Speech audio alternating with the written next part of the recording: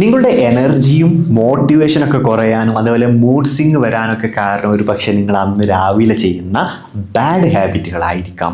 അപ്പോൾ ഒന്നാമത്തെ എന്താണെന്ന് വെച്ച് കഴിഞ്ഞാൽ രാവിലെ തന്നെ എണീറ്റ് മൊബൈൽ ഫോൺ ഉപയോഗിക്കുക എന്നുള്ളത്. നിങ്ങൾ മൊബൈൽ ഫോൺ ഉപയോഗിക്കുന്ന സമയത്ത് കേൾവിയിലൂടെയും കാഴ്ചയിലൂടെയൊക്കെ ആയിട്ട് ഒരുപാട് സ്റ്റിമുലസ് നമ്മുടെ ബ്രെയിനിലേക്ക് എത്തുകയും അത് നമ്മുടെ തലച്ചോറിനെ പല തരത്തിലുള്ള ഇമോഷണൽ സ്റ്റേറ്റിലൂടെ കൊണ്ടുപോകാനും കാരണമാവും.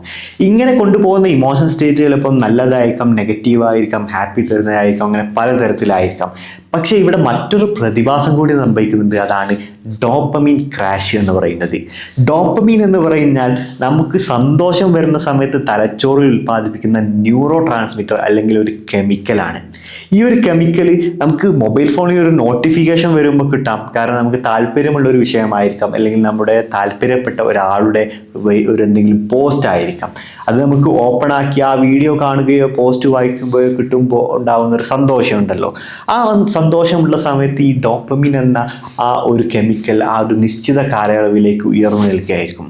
പക്ഷേ ആ ഒരു പോസ്റ്റോ വീഡിയോ കണ്ടു കഴിഞ്ഞതിന് ശേഷം, അല്ലെങ്കിൽ ആ ഒരു സ്ക്രോളിങ് കഴിഞ്ഞതിന് ശേഷം നമ്മുടെ ആ ഡോപ്പമിൻ്റെ അളവ് സഡനായി താഴോട്ട് പോകും. അപ്പോൾ ആ സമയത്ത് നമ്മുടെ ഹാപ്പിനെസ്സിൽ നിന്നും മൂഡ് വളരെ പെട്ടെന്ന് ലോ ലെവലിലേക്ക് പോകും. എന്ന് വെച്ച് കഴിഞ്ഞാൽ നമ്മളെ ഒരാൾ മുകളിലേക്ക് പൊക്കിക്കൊണ്ട് പോയിട്ട് താഴോട്ട് ഇടുന്ന ഒരു ഫീലിംഗ് ആയിരിക്കും നമുക്ക് ഉണ്ടാവുക.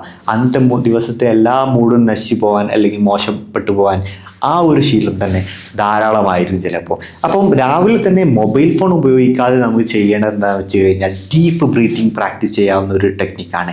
അല്ലെങ്കിൽ ഗ്രാറ്റിറ്റ്യൂഡ് പ്രാക്ടീസ് ചെയ്യുക. നമുക്ക് ചുറ്റും നമുക്ക് നല്ലതായി കിട്ടുന്ന അല്ലെങ്കിൽ നമുക്ക് അനുഗ്രഹമായി കിട്ടിയ ഒരുപാട് കാര്യങ്ങളുണ്ടല്ലോ, അതൊക്കെ നമ്മൾ ഒന്ന് മെമ്മറൈസ് ചെയ്യുക. ഇന്ന നല്ല കാര്യങ്ങൾ എനിക്കുണ്ട് എന്നുള്ളത്.